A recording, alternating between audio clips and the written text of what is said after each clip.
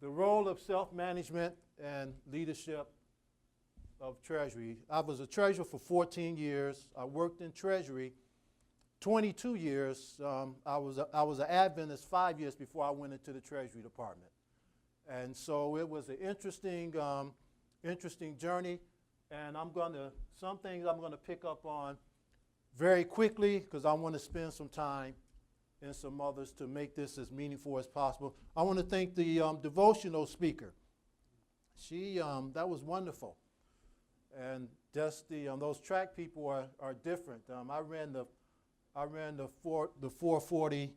It took me over a minute to get around the track, so you can see what kind of runner I was back in there. But I want to talk about the Treasury and mastering self. And basically, in order to build an effective Treasury staff, the staff is only going to be as good as the leadership. I mean, that's really what it boils down to. You're only going to rise as high as the person that's there. And when we come into these positions, our development and how we get to become who we are has a lot to do with how effective we will be. I believe in sustainability as well. It's one thing to be effective, but when you leave, if it falls apart, then we in essence have been ineffective. So I want to talk about that in light of the passage. This is something we're all familiar with, and I want to use the experience of Joseph as a basis for what I want to talk about. It says, "Then Pharaoh said to Joseph, inasmuch as God has shown you all of this, there is no one as discerning and as wise as you. You shall be over my house, and all my people you shall be over my house, and all of my people shall be ruled according to your word. Only in regard to the throne I will be greater." And we know Joseph's rise from slavery to Potiphar, and then back into slavery, and then to the governor of all of Egypt. But the interesting thing about Joseph, and basically when I do this presentation, and when I thought about it, was to, normally I'll break you into small groups and have you talk about it and flesh out this thing of leadership and how people develop. But we're going to bypass that, and I want to talk about Joseph's personality. We look at Joseph, and we think about great leadership as governor and Potiphar's house and great manager and stewardship. But how did he become that? And that's the whole essence when we talk about treasurers, because they are great treasurers. And I often tell people when I was treasurer, I know there were at least 57 of them that were better than me. Yeah, I say that, and I say it sincerely. Matter of fact, not only did Lawrence and Seth come, but I had Kevin Costello. How many of y'all know Kevin? Who was, Kevin Costello came. We spent a lot of time together. Elder Trevino came. I invited the former treasurer, and Miss Phyllis Ware. Phyllis Ware came. And so, I believe that, and you learn from everybody. So how did he get to that point? What kind of character was he? Well, we know that he was honored. He was favored in the family. He had a good work ethic. But in Joseph's development, one of the essential things that's critical was that he was mentored. Out of all of his brothers, other than Benjamin, Joseph was the only one that stayed in the house. And so he was privileged to be around his father and get all of those things that his father learned, and his father stayed in the house.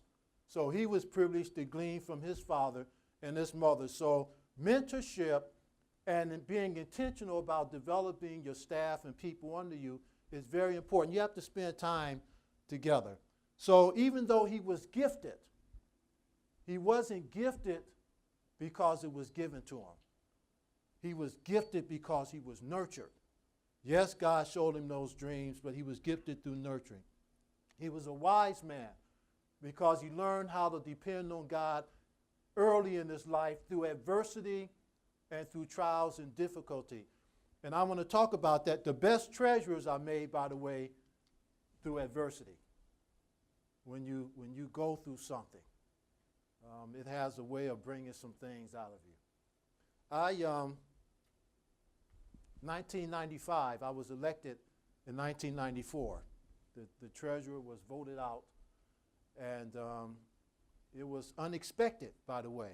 I had just gotten back from a trust service certification in California, was there for 3 weeks, and so I missed a lot of the activity that was going on. And we're sitting at the constituency meeting, and I'm sitting next to Harvey Byram, and they come out and they call my name as the treasurer, and I'm sitting there, you know, and they call my name, Elder Cyril Miller, call my Ted Brown, and I'm sitting there, and then he hits me and says, man, they're calling you up. And so I ran up there, and then they gave me the mic, and I started telling them all the things that I wanted to do in the conference and see things go. So you can imagine how that went. But I learned early from a person, industrial psychologist, attending a meeting for black managers in corporate America, and I was the only nonprofit person there. And in essence, she said, you're a square peg in a round hole. And that's pretty much after 1 year of meetings. So all of that, so my dissertation and everything that I've done was flushed out of that, and I hope to be able to share that. So adversity is what makes leaders and makes us effective, and it gives us something to pass on. So Joseph suffered before he got to Pharaoh's court. He suffered, and he learned dependence upon God, and he realized that it's not about him, it's about God. And those of you all, especially in conferences that have had to deal with a lot of financial issues, you come to realize very quick to depend on the Lord and trust him, because without him, we can't really be effective. Why did Pharaoh believe so much in Joseph? Well, it was his character. It was something that he said, and Pharaoh saw past the politics. Yeah, we know about that, don't we? He saw past the politics, and he saw the sincerity in him and realized that there was something special about him, and he believed enough in him to bypass everybody that was in his court, even though he was a different religion, different background, different track record. And so that was important. So we talked about that. So what was Joseph's leadership style? And so often when we think about treasurers, we don't think about leadership in the sense of presidents and secretaries. Now, I'm an ordained minister of the gospel, and I came into the conference as a pastor. We were on infiltration. I'm $600 a month, $60 travel budget in a district in New Mexico, 135 miles apart. And we had to build 2 churches in both districts and baptize 25 souls in both districts and so forth. But I never wanted to be a pastor. When I was at Oakwood, I transferred in. I wanted to work in the treasury. But, you know, I didn't know how it worked. I had no family members in the church, you know, nothing like that. And so I was hired because I was active in ministry and outreach, so they offered me pastoral jobs. And I turned them both down and said, I don't want to pastor. I want to work in the treasury. But I was always preaching and teaching and doing Bible work as a student and so forth. And after about a year of still doing the same thing, I said if I got another call, I would take it. So I got a call, and then a year later, I was in the conference office. But the development of that experience helped me to realize that treasury people are transformational. Now, there's literature, and there's a project I'm doing some research. Probably I was funded a grant from the NAD to follow up on my dissertation study. But a part of that study will be treasurers as transformational leaders. And there's actually literature that support, in many cases, that CFOs make the best CEOs. Now, this is not, I don't want to cause no problems in here coming to Columbia Union, but in the secular, in the corporate sector, yeah, because CFOs know they know the company. I mean, who knows an organization better than the Treasury and the treasurer? So there's literature that support that. So that's some future research that's going to be coming out. So treasurers are transformational. And Joseph was a transformational leader. He was transactional as well. Sometimes we have mandates, we got to get things done, and we do that at times at the expense of people and long-term goals. But He was able to be transformational. He was transactional in his leadership. He was a servant leader. He cared about people. And so often, we tend to be painted as individuals who are just worried about the books. It's all about the money. But, you know, treasurers are very caring people. Can you all say amen out there? Amen. You do care about people, right? Yeah, it's more than just books and money, but the image is easier to paint us as just being about money and so forth. But he was a servant leader, very caring person, and he was a very goal-oriented person. And successful leadership in building staff, you have to know, what are you trying to accomplish? What are your goals when you come into a department? When I went into Southwest Region, we were almost about $1 million in debt. And you know you're in trouble when you're borrowing money for payroll and you can't, so I'm saying you can't operate, bills are piling up. Y'all don't know what y'all know what I'm talking about. Bills are piling up, and you know you're pulling out what you have to, and risk management is calling, and you know things like that, the institutions and so forth. And so we had to get out. And in doing that, the last thing you want is to borrow money. But you can't keep going like that, and you're stressed out, and so people want to get paid and so forth. But you have to set goals.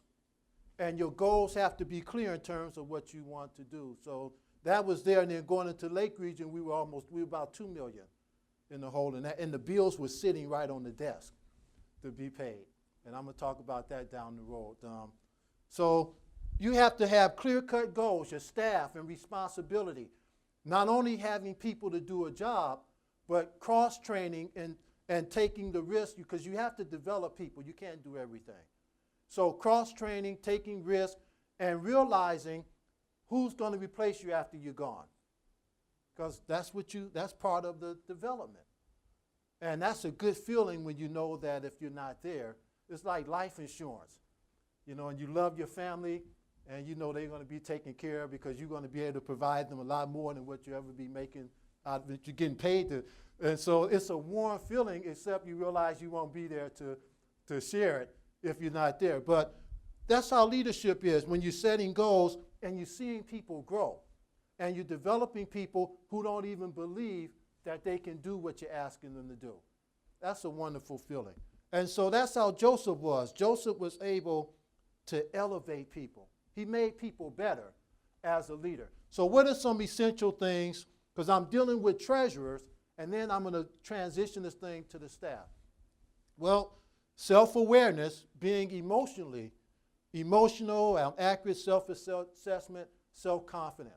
It's interesting that we spend a lot of time when you look at leadership in the church. If I talk to the preachers and I say, okay, if they ask you to serve as president, how many of you all would accept it? And all of the hands go up. And they'll get somebody out because people have prayed, and you put them in there. But they can't do that with Treasury, because there are measurable assessments and skills and competencies that you can't fake it. Right? I mean, am I talking to financial people here? Yeah, you can't fake that. And you can get in there if you want to, even as a young person. You know, sometimes we have this aspiration, if we're not careful, it always looks easy when somebody else is doing it. But you can actually move too fast in an organization. And you find yourself there, and you didn't know all of this stuff, and it can stunt your growth. So you have to do some self-assessment. Can you emotionally handle it? Now, one preacher tells me that in the executive committee meetings, he knew when things would get to me because my glasses would fog up. Now, I didn't know that. I never saw my glasses fog up, but there were certain things emotionally, you know, this defensiveness and so forth. So you got to know where you are emotionally with that. Self-management, self-control, adaptability, achievement-oriented. How optimist are you in terms of optimism? Are we more concerned about budget than ministry. And how do we balance that? So that's part of growth. You don't get there overnight. Then we look at self-awareness and this thing of empathy and organizational awareness and service. I used to get on the youth director, Elder Black. He's over in the NAD because he had all these programs, brilliant ideals and so, but it costs money. And, you know, he want this and that, and I'm saying, you know, we got to stay with the budget and so forth. So what he did, he decided to invite me to speak at a youth meeting in Arkansas, Louisiana. It was at their camp. So I went to the camp with him, and he showed me, and I started seeing all this stuff. I said, how come we don't have this? And I'm chewing him, how come we don't have that at our camp? And so forth. And he never had any more problems with me after that.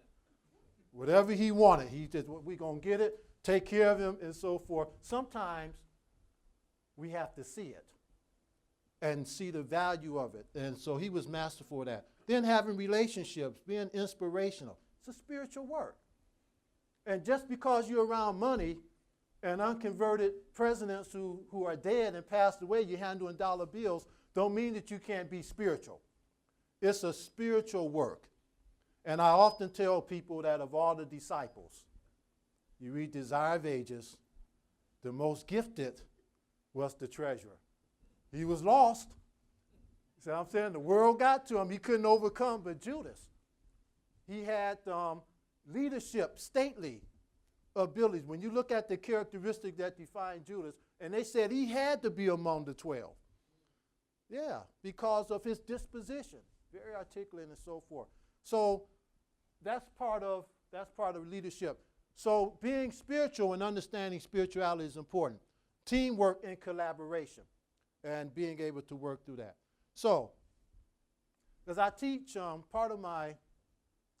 teach management courses and also teach leadership courses for the church leadership department. Courses, by the way, I was privileged to develop. There are five courses. And so you get into this debate about leaders being born or made. So I want to ask, are treasurers born or are they made that way? I'm looking at all these gifted treasurers. Were you born that way or were you made? There'll be another Seth Bardu. I don't care what we do. Another Presto or, Parks. Michael, when you were in Southern Union? Yeah. I'd say I've never met him before. But his name, what he left is just something that just stays with a young treasurer. It can be intimidating. I'm looking at some of y'all out here and you get intimidated. But born or made? If we feel that we were born that way, then we're not going to develop nobody. But if we were made that way, then we know that we can reduplicate ourselves in other people. The first time I went into did any accounting was when I became associate treasurer. The associate had left to go to the union. And so I was doing auditing. I had finished my second master's and I had never done any accounting. By the way, I learned auditing at the church, at Oakwood Church, from Mr. Jacobs, who saw me one day and said, "What are you doing on Sundays, Ted?" So I said, "Well, I'm open." So he said, "Why don't you come to the church and I want you to do some things for me." So he had these books out and envelopes. He said, "And I want you to check these books and envelopes. And if anything is off, you let me know," and so forth. And he said, "By the way, this is auditing." I said, "Whoa, I heard about auditing." So I kind of perked up a little bit. That's why I learned auditing. Hadn't never taken an auditing class. I took intermediate and tax. And then when I went to the conference office, the pastor, they were looking for an auditor. And they brought me in. They said, "This is what we want you to go and check envelopes and so forth." I said, "I know how to do that." That's what Mr. Jacobs had me do. Well, I think that was part of divine providence. So, made. People can develop. So when I took over the accounting, I had never done any accounting before. So I went. Greg Baker was the accountant. He had gone to the union. And I sat with him every day and asked him, from turning the computer on, back that big DOS system, you remember that, and so forth, turning the computer on, till turning it off, and every transaction, I got a book this thick. And I read that, everything he told me. And I started practicing and went through my first audit and had about 200 adjusting entries out of there. But it was, yeah, I mean, it was going good though.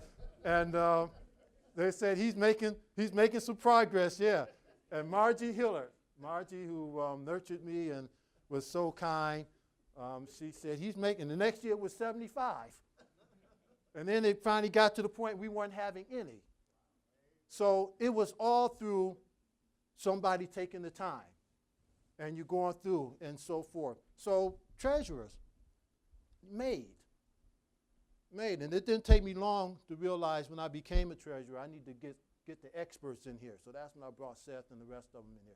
So all of the stuff that I failed to do, I blamed it on them because they didn't teach me. And the stuff, that I was able to do, well, of course, I have to take the credit for that because they're not around here. Yeah. So in leadership and self-development, this is one of my statements. Successful leaders and managers who are able to develop teams and staff within an organization usually have developed themselves in various capacities. And the good thing about going up the hard road, when you start from scratch, then that means you can take somebody, if they got the desire, and you can teach them everything they need to know because you came up that way. And you know it. When you do it, you know it. I used to hate those bank recs. Maybe because when I was a student at Oakwood and intermediate, it just didn't gel with me well.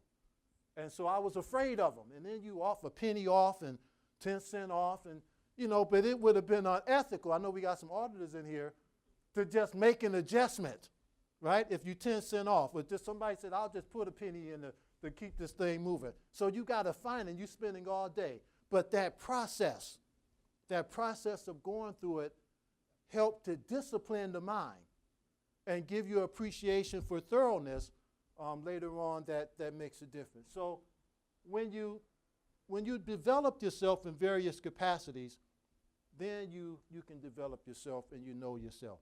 And you want to know what you know in anything.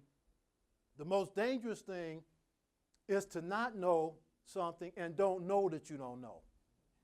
That's when it gets terrible. And so we have to be honest and say, you know what, I just don't know everything. Seth was always, his reputation and so forth, because when you work in a conference, everybody always looks good that's outside of your domain. Y'all ever notice that? They look over here and that person is just great, and you just, I was told that I'll never be as good as the person I was replacing, but he'll be okay. This was at the transition meeting. And I said, okay, that's okay. I can, I'll work with that. I'm telling you the truth.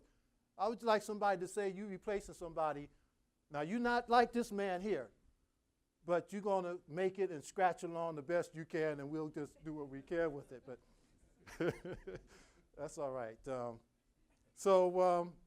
You to know and not know, and you looking out there can be intimidating. So Seth as a policy man and Lawrence talking about sweep accounts and things. Now I'm saying sweep accounts, because you haven't been in that type of environment, because you get what was handed to you. And that's why development is so important. We have to expose ourselves, even if we're not doing it within our system. We have to think corporate in a lot of areas because we see how the churches move. So experience. These are 4 areas of self-development. The first is experience. This professional preparation in specific and relevant areas of service. It used to be you didn't have to have a business or accounting background to serve as treasurer. And that was fleshed out in the research. If you were an effective pastor, they put you in there, right? How many of y'all remember those days? You don't want to put your hand up you're behind the camera, so nobody's going to see you back there.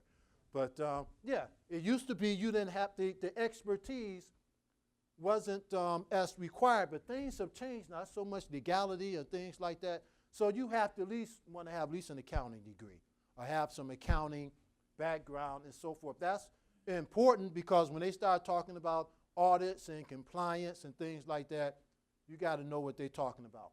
Or the other strategy would be we would have the treasurer, but we need to make sure we have some good accounting people to do all of the work. You know, you don't have to have a treasurer doing that, but of course we know that's changed. So what's your experience and background? What are you requiring? And then what's the educational preparation with that? You know, do you want somebody with this experience to be a treasurer having never worked in treasury before? And how is that going to impact it? And how important is education? I told you I had a business administration degree. I had two years of accounting. And in teaching, because I'm always on the business students about excellence, I decided to look at my transcripts. And so I went back, because, you know, I graduated by about 3.35. And that was pretty good, because when I graduated from high school, about a 2.0. I played basketball, so I had a pass on that. And came to college, and I went to Alabama A&M. If y'all ever been to Huntsville, you know, A&M was a state school, and I wasn't Adventist. But I started taking Bible studies for some students from Oakwood. A couple of young ladies were, you know, giving Bible studies. And so that's what, and then after that, it kind of followed over, and I joined the church, and then came on back to Oakwood. This got me a special rate on this rental car, by the way, sharing that with the person at the rental office. But that's how God works. And so I was looking at my transcript. I'm trying to figure out, okay, how, you know, business student, what kind of student was I? And come to find out, I was about a B- business student, but I had almost an A average in my theology courses. So what does that tell you? You know, that's why I'm preaching and all this other stuff here. So academic preparation is important. If somebody says, I don't like accounting and I don't give attention to detail, maybe treasury is not something that you want to look at. So you got to think about that. What are the expectations? Now this is the stuff really, I've said all this to get into what I really want to talk about. When I came into the office, and they say, oh, you're the treasurer now. This is good, you know, but nobody really told me what was expected. And if you interviewed 5 different presidents, 5 different treasurers, you get 5 different responses. And depending on what their experience were, that's what you got. So they said, well, we want you just cut checks. That's all we want you to do. Just cut the checks. Payroll. If you got, how many of y'all got this? You were treasurer in 2005, you would have gotten this, because I sent it to every treasurer, every president. So I asked them about past roles. What are past roles, present roles at the time, and future? Where do you see the treasury going? And I did this division-wide survey. I visited 4 conferences. I asked the unions to tell me where are the best conferences at. And so they gave me a list of them. And so I visited 4, the closest ones to me, because at that time I hadn't been flying in a while. I have to tell you all about that. About 15 years. I drove all over North America. Yeah, you remember that, don't you? They used to make fun of me behind my back. I know it. I knew, the Lord just revealed it to me. Lord Smart, yeah. So, yeah, 15 years. I stayed off the plane. Drove all the way to Edmonton, Canada. With my family loved it, though. So we'd be gone for 4 or 5 weeks during the summer, 6 weeks, just going to meetings all over. But that said a lot about my staff. I'm going to talk to you about my staff. So what was expected? So I visited these conferences, and I said, okay, what are your perceptions, past roles? What's the role of the treasurer? If I asked you what your roles are, probably get different answers. What were the responsibilities, past and present? What were the relationships with the president? Because, you know, somebody said the secretary's function is to keep the president and the treasurer off of each other in the committee meetings. Now, maybe that may not be the date, but I'm, you know, backing because of the tension can get so high. But what were the relationships? And how do you develop good relationships? Because Sarbanes-Oxley was about CEOs and CFOs, and you join at the hip. So in my study, I asked them that, and we did a qualitative study, and then I developed the survey questionnaire and sent it out and asked them, you know, do you agree, a Likert scale? Do you agree or disagree, and to what extent? And it was some very interesting information that came out of here. And actually, this was liberating for me because because I was told that if you can't work with the president, then you don't need to be in office. How many of y'all have heard that? One person. Yeah, if you can't get along with the president, then you can't be treasurer because you're working for the president. I said, what? So I asked different presidents and different treasurers. One treasurer said, yeah, your job is to do whatever the president tells you to do. And I'm saying, but man, I'm from the streets of Detroit. You know, this is kind of hard for me. You see what I'm saying? This is, you know, don't say nothing on the committee that you haven't, even though it may be what they need to hear, we don't get into that. So if they say, do you have money in the bank and you got a big negative, you're supposed to say, you know, yeah, we got the money. All right? So that was the tone. And I'm just talking to people. And I'm saying, man, this is going to be tough. And then, on top of that, because we've got different union, you got the union treasurer and so forth, and the relationships and so forth. I had a good working relationship with the union office. And if it wasn't for the union office, I don't know how, I probably would have left the treasury a long time ago, just to be honest with you. Because it's a lonely position.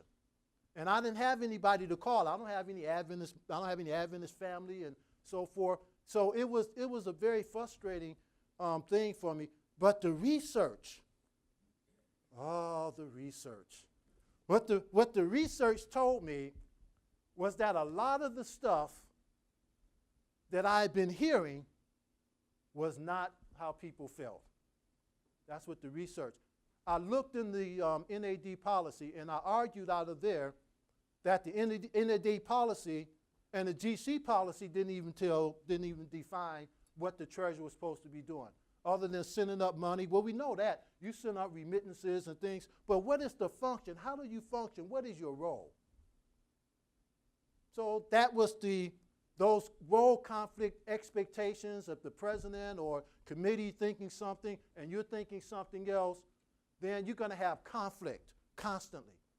My finance committee said, I'll never forget, Elder Victor Hunter said, you are the CFO. He worked at a college. And you are supposed to manage, and he was serious. You're supposed to manage and so forth. I'm still hearing his voice in my head. So the research helped me to do that. But expectations, if they're not clear, can create a lot of stress. Because you go to the constituency meeting, and I went through 4 of them. And every one I went through, there were questions because of relationships. It moves past if you're doing your job or not. Now, I thought that, if you got out of debt, we didn't have to borrow no money, people getting paid, raises shot up and so forth, but it goes beyond that. And that's one of the frustrations that people have because, see, I'm ordained, so it didn't matter. I can go back and pastor, but what happens if you're not ordained and you committed your life to the church? Now, in the study, I talked to these presidents, and they tell some nice stories when you're doing qualitative research about, the president who died in office, and he had a heart attack, but they kept the ties. The person said he think it was from stress with the treasurer who had more power in the conference, and so that triggered. No, this is serious stuff here because we know how stress works. Another story is told of the treasurer who was voted out of office in 5 seconds at a board meeting. And the president was asking, well, can you work with this here? And he said, no, I can't work with that. And, this is the treasurer talking now in this board meeting, executive committee. I can't work with that. No, I can't support that. It was something to do with financial. So the president said, okay, how many of y'all in favor of accepting the treasurer's recommendation, resignation, and so forth? And it was moved a second, and it was over, and he was out of a position. And you get stories like that. Officers not speaking. So the question is, how do you become close? How do you develop those relationships? Well, you got to spend time together. You got to trust each other. But what happens And I'm telling you from my experience, what happens when you come in before you even grow up and you're seeing mistrust and distrust and politics? That's going to affect how you function. It does. And it's a very painful thing. And so I'm seeing all of this, and I've only been an Adventist just for a few years and so forth, and I'm saying, what in the world, what am I going to do? So that's what this research was about. And then there were strategies given in terms of projections, because we know that Treasury is more than cutting checks, more than sitting in committee meetings and so forth, more than going to, support these. It's financial leadership. It's still financial leadership, isn't it? Yeah, it hadn't changed any. We know that, but nobody else has gotten the training that we've gotten. So there's a lot of conflict issues that take place. So you got to know what's expected of you when you go from one conference to another. Different leadership. You may have been a free willer at the other conference, allowed to speak, and so you go to another conference and all you do is just give the financial report, and that's it. You don't talk to nobody. So every place is different. What happens when you go from a conference where you got $5 million in tithe to a conference with $40 million in tithe and 20 people on your staff? Got to manage it differently. So those expectations are real. And then ethics, honesty, and truthfulness in service. Now that should be a gimme. We should be honest and truthful and transparent, which is, by the way, Ron Presto's dissertation on authentic leadership. But what happens when you said you can't give that report? We don't want those figures reported. What are you going to do? Yeah. Mm-hmm. You say, well, you got to stand though the heavens fall. Yeah, but you got family constituencies coming up and things like that. So these are things I had to wrestle with. So there are 4 C's to mastering, because we talk about mastering self. Because you've got to decide, is this really what I want to deal with or not? So what are these 4 C's? I'm trying to make it academic so you can, since I'm representing the university, I want to come here and don't have nothing academic for you. All right. Competency, capability, credibility, and confidence. First of all, do you know the stuff in theory? Do you know what to do if you go into a situation that things are bad?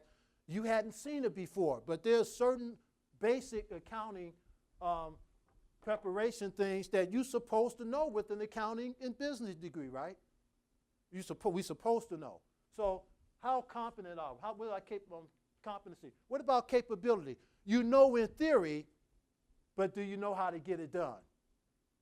2 different things. You walk into a conference, books are all, stuff is scattered all over the place. Well, the conference you came out of, things were always neat. You just go right. Do you know how to put it together? What are you capable? What about credibility? You may be competent, you may be capable, but if your credibility is no good, who's going to trust you?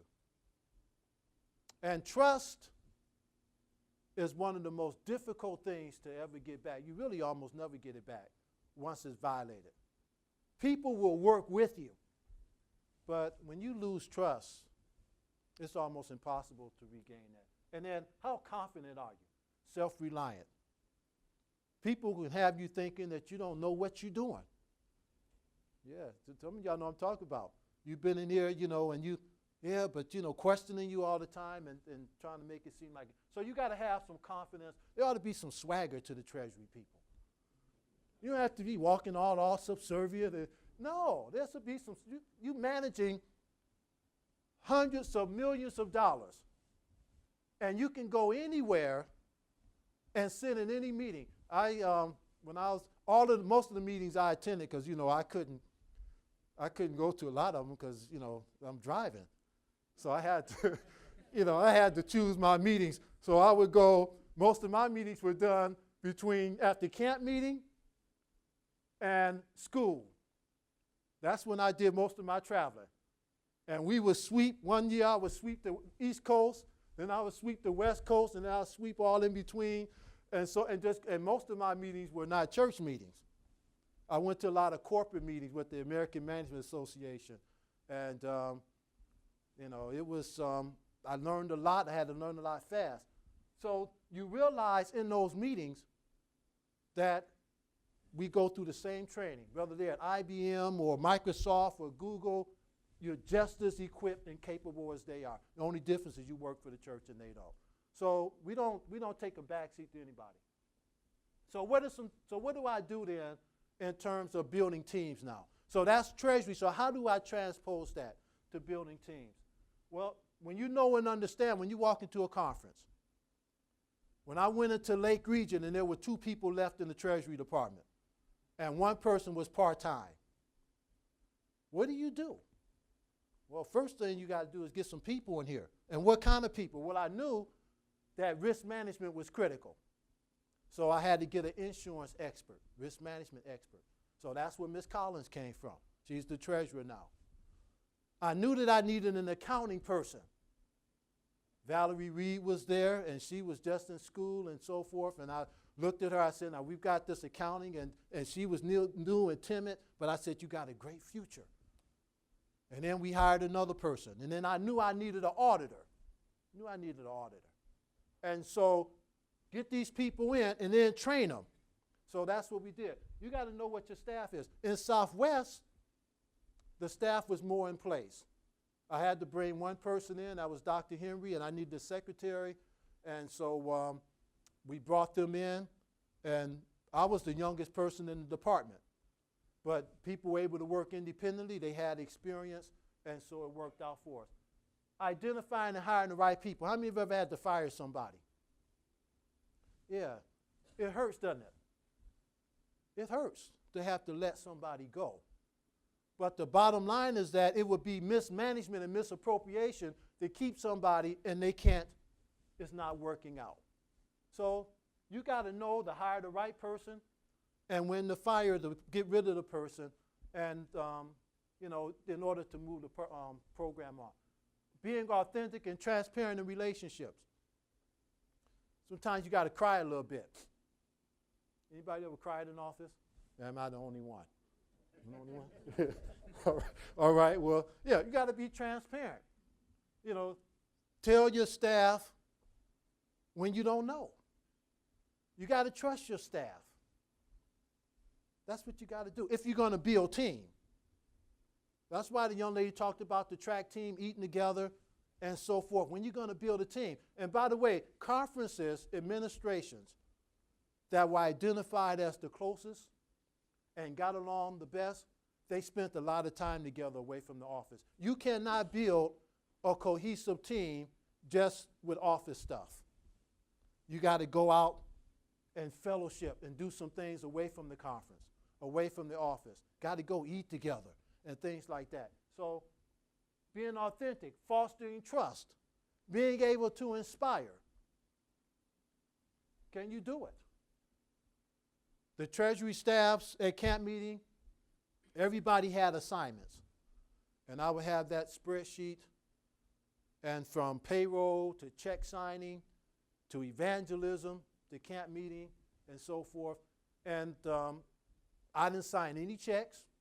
The under treasurer signed the checks, processed the payroll. I didn't do any of that. Camp meeting, I didn't even know where they were counting money at. That's how far I came to camp meeting. The staff handled all of those things. We had relationships assigned. We went through the financials together, but every Monday we would have meetings.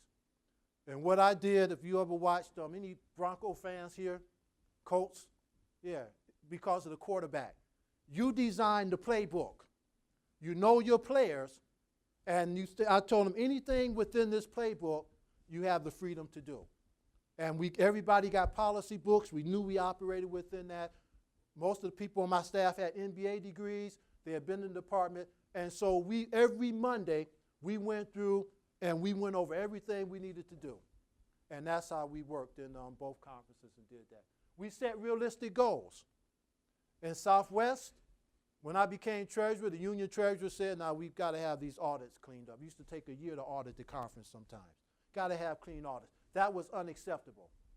So I knew that going in, and it was something that we could do. So after the first year, I told them we want to be audited first. So they came to us in February, and we were ready. And we had come off of the disclaimer. We ended up getting a qualification. And we had our financial audit report in March. That's the first time in the history of that conference they've ever had that. And then we were clean for the next 11 years. In Lake Region, when I got there in August, and some of y'all know Lake Region. Patterson, you wouldn't come. I'm still holding that against you, but I'm not going to say anything in front of the tapes and stuff. Lake Region,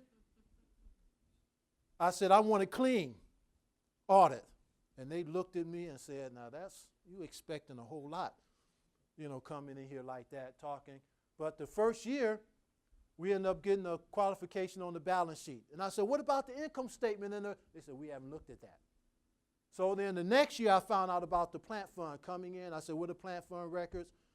And he said, well, there are no records. I said, what do you mean there are no records? I mean, what has to be, yeah, well, you have to go back and put those records together. So we ended up having to do title searches on all of the property, spent about $40,000.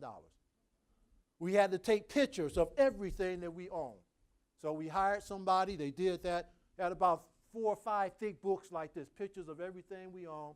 I spent 2 days a week at the union office trying to reconstruct that, working with the auditors and so forth. And so after 2.5 years, the year after I left, they've had clean audits ever since then. But it was a lot of work. But you got to do it. So set realistic goals. That was real. I mean, isn't it realistic to expect that conferences should have clean audits? Is that asking too much? I mean, you all the treasurers and staff, to have bank recs, is that still, has things changed that much? Payroll records, backup, documentation, or is it? So this is just basic stuff here. And that's what we did. So with all of that, those 12 years, those 2.5 years, Southwest, and you got to, and take some questions here. Southwest, a little bit more, it was more structured. It was just doing. We knew what needed to be done. But it takes courage. And I'm going to say this here, especially to my young treasurers and young people working in Treasury. It takes courage to do what's right. A lot of us, we talk about the time of trouble and, when the blue laws, and I'm going to stand. If you're afraid of the brethren, how are you going to stand when they come and come out to get you and they freeze your bank accounts and stuff like that. So it takes courage. And it's a lonely, because people are going to look at you and call you all type of names and so forth and think that you don't care about the work. Parks looking. You don't care about the work, but you know, and I know, that if you don't have a strong financial position, you can't do nothing anyway. And it's easy to get in trouble. It takes you decades to get out. So we left in the conference. They were able to transition. Ms. Jones became treasurer. The staff stayed intact, and that was a blessing. Lake Region, any boxing fans in here? Yeah, remember that Hagler-Hearns fight? They say that's one of the greatest fights. It only lasted 3 rounds. Right, it only lasted 3 rounds, but it was one of the greatest fights ever because they came out slugging. That's how I feel about in my 2.5 years in Lake Region. I'm just being honest. I mean, I'm at home now. Am I at home? I've been away a long time, and so I'm just, but that's what coming in, and Lawrence know. Lawrence know. It was a lot of work that needed to be done. And we say we want it a certain way, but when we start doing it, it requires change. And people say, wait, I didn't know it was going to be like that. And why you cut? And so it was a slugfest from the beginning. And that was my home conference. And I'm going to tell you something. I cried more in Lake Region than I've ever cried in my years in the church work. And I got to the point, and I'm going to take questions after this, where nothing else mattered. My life didn't matter anymore if I lived or not. That's how we got. And I had to get back. Something came up, because the stuff was happening in there. And I just came from the conference. Drove back to Texas, because I was driving from Texas to Chicago. That's how I was doing. I hadn't been flying. And I drove back, and something came up, and I had to get back. we were getting to the third round now, and I had to get back. And the Holy Spirit said, go get a ticket. I said, a ticket? After 15 years, I ain't even like to go in the airports. That's how bad it got. A ticket? So I went and got me a ticket and sat on the runway for about 45 minutes in Dallas because they had rain and so forth. And we finally took off. And next thing I know, the pilot light come on. I said, landing already? I would have just been getting to Oklahoma. And the plane is landing already and so forth. And the Lord gave me my life back. No, seriously, you ought to, I'm telling you the truth. Because I got to the point where nothing else mattered. And once I started flying again, it was like I can do anything. Now, you ought to looking, see, y'all don't have that. For somebody else, it may be somebody know what I'm talking about. After I got my doctorate and all of that, I said, man, I finally got my life back, and I can go anywhere, because I wasn't praying that prayer of Jabez at that point. I can go anywhere, and Walter Wright, Dr. Wright, when I showed up in union office, he said, man, you mean business. And so God gave me my life back. I was intending to stay 8 years. End up staying 2.5, because when you have to make a lot of change, we're talking about leadership and developing staff and so forth. Sometimes when you have to perform surgery, the patient doesn't always appreciate what you had to do. You all know what I'm talking about. And so somebody else has to come in after. Once you get it to where it needs to, then you have to move on, and somebody else comes. And I'm so proud of the department, because the 4 to 5 people on that staff are people I hired. And they've been able to move on, pay the debt off. The audits have been clean and so forth. And that's a wonderful experience. And the Lord, I went to Oakwood. Now, God did something for me that I never dreamed he would do. And we'll take questions here. I've never been outside of North America. In 2011, November, I got an invitation to go to Russia in November. And the Euro-Asian division. So I went over for 2 weeks, went to Moscow. It originally came from Siberia. I said, man, couldn't they have invited me to Hawaii or somewhere like this? And they invited me over to do leadership training and management to both of their divisions and unions. I spent 2 weeks over there. Last year I had a chance. I spent 2 weeks in South Africa, went to Johannesburg for a meeting. I tell you, it's nice when you get your life back. And had a wonderful time. And then last year I taught in Jamaica for 2 months at the university there. And just the appreciation. I wouldn't have had anything to say in Russia if I hadn't gone through Lake Region. Southwest was different, but going through Lake Region and then watching the conference turn, really it was like the Muhammad Ali Foreman fight. That's what solidified his legacy. And so when I teach students, and talking to you as treasurers and so forth, I can be honest and sincere. And you say, man, he must be a nice person, but I wasn't. I mean, I've grown, have I not, Lawrence? I've evolved, have I not, Seth? And I can appreciate the work because God took me through something. And so I don't know what he plans in store, but your work, your development is crucial. And when you know what you need to do and where you need to go, you can do things for your conferences and for this church because we need it. And it's harder, by the way, to get financial people to work in our church. Our schools are struggling. It's very difficult. And to replace the numbers that's coming out, it's going to be very challenging. So we have to be intentional because it's a spiritual work.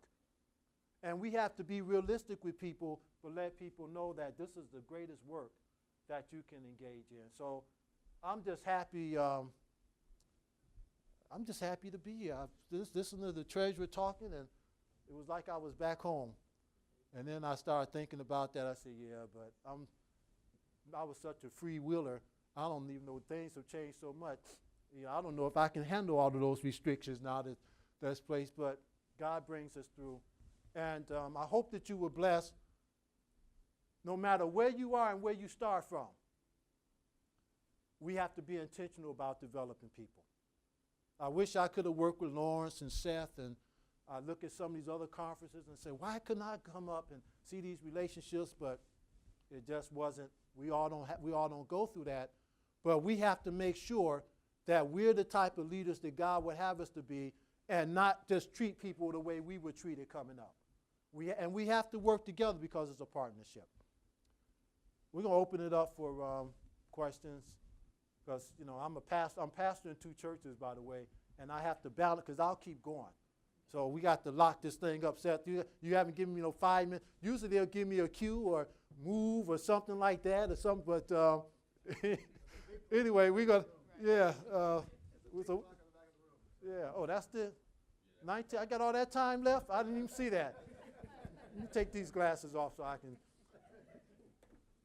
Any questions? They said leave about 20 minutes for just questions or just anything general. So in your research, you had your own thinking of what the role of a CFO was before you did your research. Did your research confirm your thinking, or was the outcome different?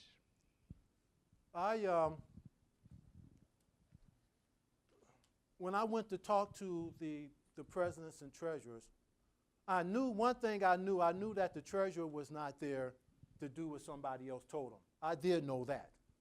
But in terms of the roles, I wasn't really clear because nobody ever taught me. We go by the policy book. We come to the meetings and we remitting. But when I went to talk to the presidents and talk to the treasurers, there were actually interviews where I was crying in the interview. It was just so moving to hear people talk about the roles and responsibilities and the freedom and the level of respect that they had for each other. That was something special. So once I collected the data, for instance, and saw that financial leaders prepare financial leadership and the importance of policy, and committees and interacting, managing accounting, those type of things, then it began to become more clear to me. But by that time, when you don't, if you don't orientate right, and if you come through an environment where it's difficult, it's hard to get that out of your system. And so I wasn't fully able to appreciate, because I had been through so much. But for generations to come after, I think the former treasurer in the Ohio conference I met, he interviewed one of our academy principals, academy business managers who's in Central States now, Tanya. And so he called me for a recommendation. We were at, I think it was what meeting in Kentucky? It was ASI or one of those meetings a couple of years ago. And so I'm talking to him, and he said, what's your name? I said, it's Theodore Brown. He said, man, I got your book right on my desk right now, and I'm reading it. That was special to me, to have people to read and understand that this will cut about 10 years off. If you read this, about 10 years. I read the accounting manual about 5 times when I got into office. That's how I was able to learn. So this will give you at least 10 years because you have the experience of people who've done it in the perceptions and so forth. The big question is, when you do research, are people giving you the answers that they feel they should give you, or what's really happening? And we know that relationships tend to drive the church a lot of times. It's not your technical ability. And so we have to be able to manage both. But I was pleased, and the Lord has blessed me. I've had already 5 publications out of this. And I've got 4 more pending. I only asked for 3 because my chair at Andrews, Dr. Freed, she was so hard on me, that I got 6 chapters instead of 5 in this dissertation. But now the Lord has blessed me to publish, and it's all been in non-Adventist journals, by the way. And it's been very favorable. So, financial leadership, that was refreshing. But the relationship part, I think, is what made it difficult for me, because I had just been through so much. But you are there to provide financial leadership. You got to steer these conferences and the church through these paths and things that we're going through. You have to be the vision the eye lens that God sees through. And one thing that I appreciate too about the church is that the laity appreciated authentic leadership. The laity, business people and members in the church, they appreciate that. And that was reaffirming for me. And then to go back in those places and see how much people appreciate you, that was something special. But sometimes when you win it, it's hard to appreciate that when you got to make changes and so forth. Here's a question that came in on the text board. It says, what advice would you give the young adults that are in Treasury to stay faithful in church work? The first thing I would say is stay connected to the Lord first, because Treasury is a calling. Working for the church is a calling. Stay connected to the Lord. The second thing is learn what you do well. If you're doing the accounting, even if it's not in your scope of office, the accounting manual, that's like the policy book, isn't it, for Treasury? Is that still the policy book? Y'all, my treasurers, is that still what you go by, the accounting manual? Yeah, there's a manual. I mean, you have to, so learn that as much as possible. Learn the policies. Keep your head bent. That's what Elder Barron told me when we were going through some rough waters. He said, you know what, young man, just keep your head bent. That way, if your head is bent, that means you're working. And you can't see all of this stuff going around you. So you keep your head bent, and that's what I tell people. The other thing is get all of the education you can. They said, why are you going back? You know, I got the first MBA because I took 9 hours of accounting in graduate school, auditing and advanced accounting. So the only thing I can do is get a general business degree. But back in the 80s, we all know that the management degree was the degree to get. You know, and I had my thick glasses. They were about this big. Black rims. You remember those? Black rim glasses like you saw. So I stayed in and got an MBA in management. And so I had 2 degrees. And people say, why would you get 2? I just love school and so forth. But my first teaching job, I taught for 8 years in Dallas at night. At night. I know it was probably a policy violation because you're not supposed to, you know, be teaching whatever. But I taught at night. And yeah, I taught at night. And teaching at night helped me to refocus. When all of that stuff was going on, I had something else to kind of keep me focused. And when I decided to do my doctorate in 1998, that experience of teaching and the recommendation was critical for me to go to school. So you got to have something to keep you going, not just your work, but something to grow you beyond that, because when people call, they're going to want some people who are prepared. And your actual work may not necessarily be what prepares you, but if you're doing other things to develop, those credentials will be what they're looking for in the end. So those are the things that helped me the most. Stay close to your family. You know, my family, I used to tell because my wife, these people independent, I didn't know, but I don't even come to constituency meetings. That's what I told my wife. Now she came. I didn't know she was there, you know, but don't even come. Don't stay away. And my kids stay away from, they're texting on the phone. How is he in? And all that other, you know, that kind of, but stay close to your family and leave the church stuff out of your family. Yeah, don't, and you know, everybody's different, but I never talked to my wife about serious stuff that was going on in the church, and no time around my kids. Because what can they do anyway? So that's what helped me. So that's what I would tell a young person. Connect with your peers and have mentors. Thank God for Elder Frank Jones, who used to come around, just show up, seemed like, and he'd say, hang in there, young man. You know, just hang in there, and the Lord is with you. And I don't know, I guess he believed it, but that's what he would say. Just, you know, hang in there, be faithful, we appreciate what you're doing. So I look at things like that, and that was a tremendous help. And then, of course, with Lawrence and Seth and Zenobia and others. Because I had people I can look at and kind of model. And so when I got in the thick of the meetings, I say, well, Lawrence Martin told me this in the committee meeting. So they wouldn't argue with him because he was so well respected, yes. Were you able to draw some conclusions as to the relationship between presidents and treasurers as to whether they worked together as equals or whether treasurers felt or Most of the operated day- in a subservient fashion. What was your Some of the result? The key in terms of agreeing on the positions and the roles of the treasurer, there were some significant differences. In most of the questions responded, the treasurers tended to respond as having a more authoritative knowledge on the treasurer's role than the treasurers. And that was part of, that within itself said, okay, there's some disconnects. Because there's no way that a president or a board, and the board tended to respond the least in terms of knowledge of roles. I asked them questions in terms of the NAD working policy and understanding the roles and responsibilities of the treasurer, and presidents tended to respond in a more authoritative way in terms of knowing what the treasurer is supposed to be doing.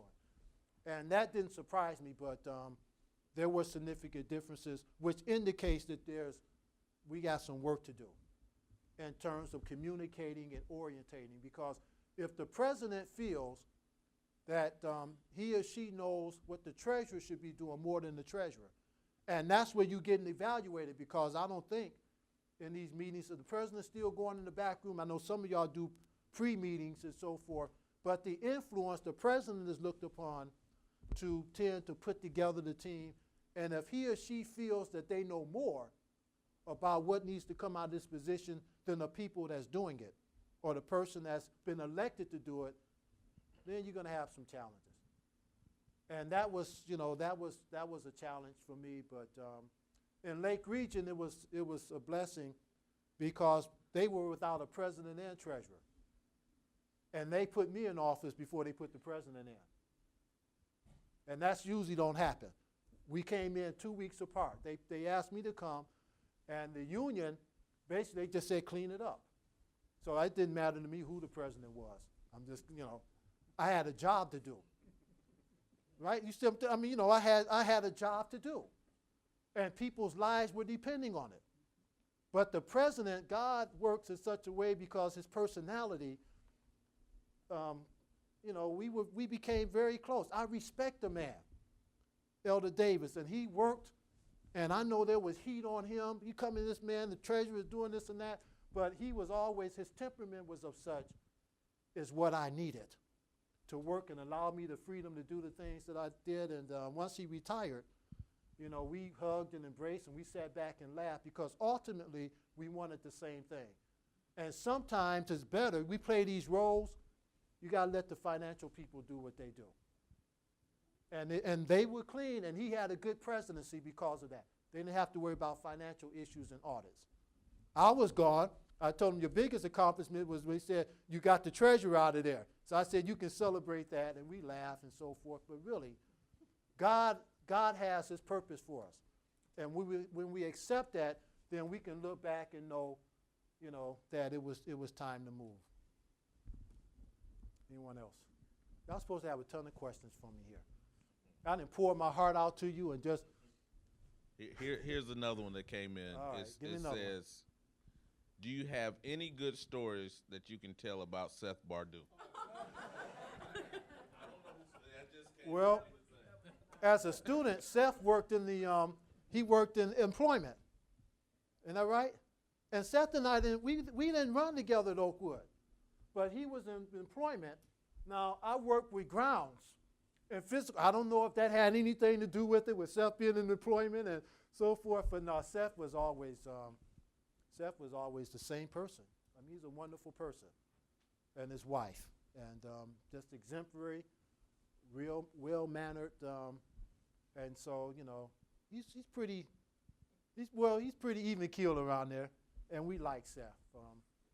Very, very policy-oriented person, and I was happy that he came. By the way, I mean, it really made a difference for me because I needed to be able to talk to people and just have somebody to look at and get answers from quickly in terms of what I need to do. And plus what it does is when you work with people and you get a chance to serve under people, it validates your knowledge base. So when you're talking now, everything, even with this dissertation and story, and two of the most rewarding things that came out in two of the conferences I went to is when the president, sitting with the board, because I had a chance to sit with the executive committee and observe them and watch them interact. When two of the presidents in non-regional conferences, and one of them big money and so forth, he said, you know what? I'll take him any day to work with me.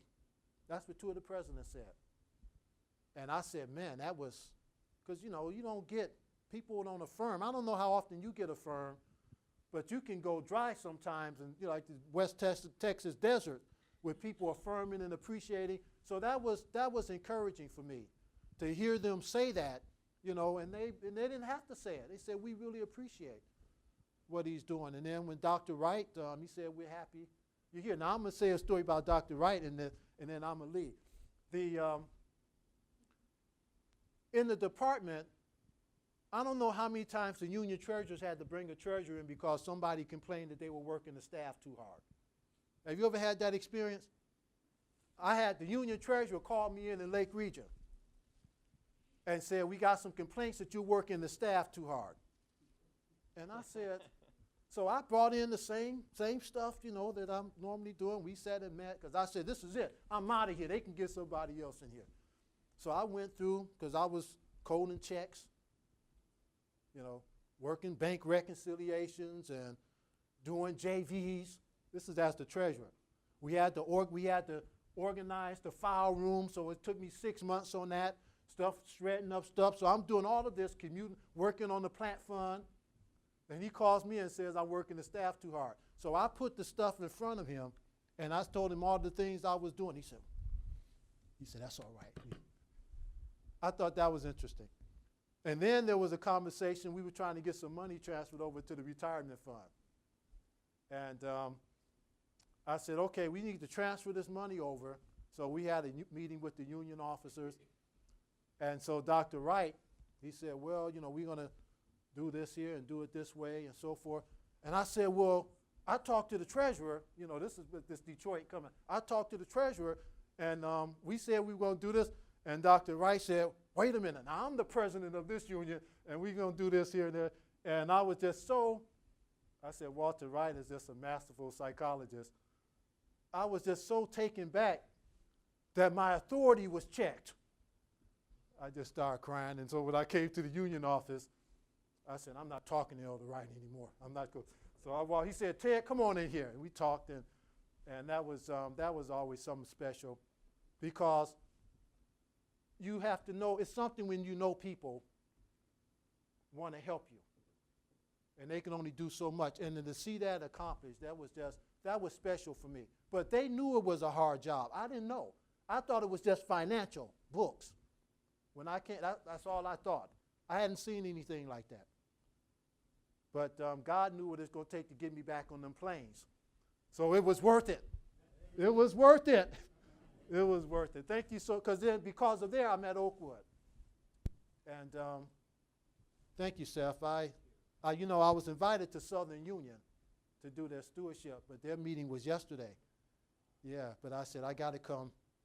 But I told the stewardship director, I said, I know General Conference is coming up, so I want you to make an announcement at this meeting that Ted Brown is coming next year.